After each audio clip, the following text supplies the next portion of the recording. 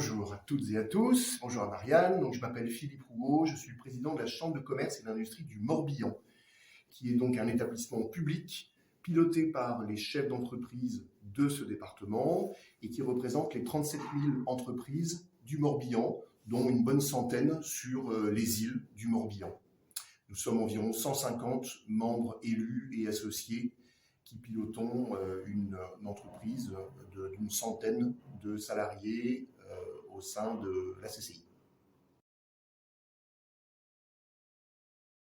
La situation, en fait,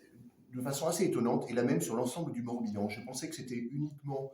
le littoral et les îles qui étaient impactées par ce sujet du logement des salariés et des saisonniers, et on s'aperçoit en fait que ce sujet est prépondérant, y compris à l'intérieur du département, à Pontivy, à Ploërmel. Ils ont les mêmes problèmes de logement des salariés. C'est donc un problème global sur lequel il faudra sûrement une réponse globale. Et je sais que tous les problèmes que l'on trouve sur le continent sont amplifiés sur les îles, que ce soit des problèmes de recrutement ou des problèmes liés à l'utilisation de l'eau, à l'énergie, au coût des matières premières. Et donc le sujet des îles est toujours amplifié. Sur le sujet du logement, le sujet, il est amplifié dans le sens où le coût du foncier, évidemment, est devenu très cher, les jeunes des îles n'arrivent plus à se loger, et il est temps de partager ce constat. Alors, évidemment, le sujet des saisonniers est encore plus important que le sujet des salariés à l'année au niveau du logement, parce qu'il y a la concurrence des logements saisonniers, Airbnb et touristiques,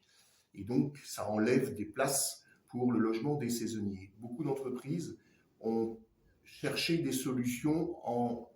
logeant eux-mêmes leurs saisonniers dans des biens qui leur appartiennent,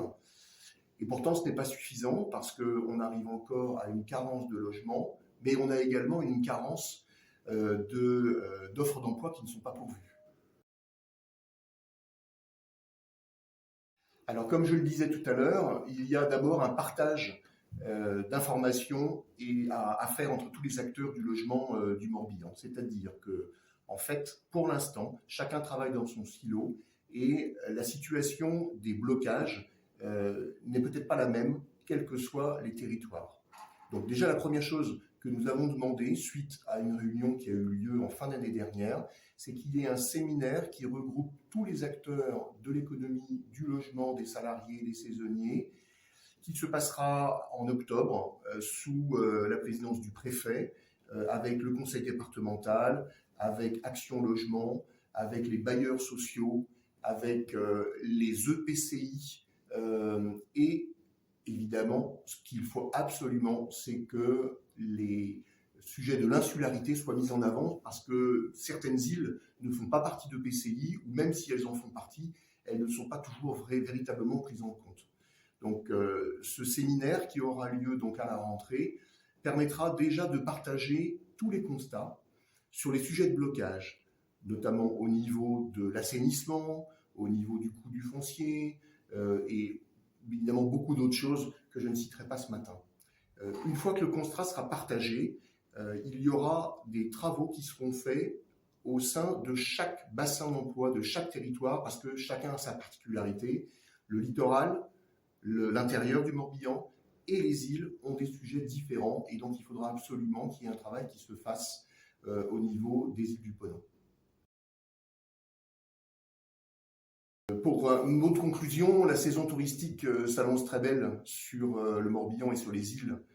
du Morbihan et les îles du Ponant. Il faudra absolument que nos clients, les touristes, soient contents du service qu'on leur a apporté, et je sais qu'il y a une inquiétude au sein des professionnels parce qu'ils n'ont pas toujours les équipes suffisamment staffées en ce début de saison pour apporter la qualité de service que nos clients attendent.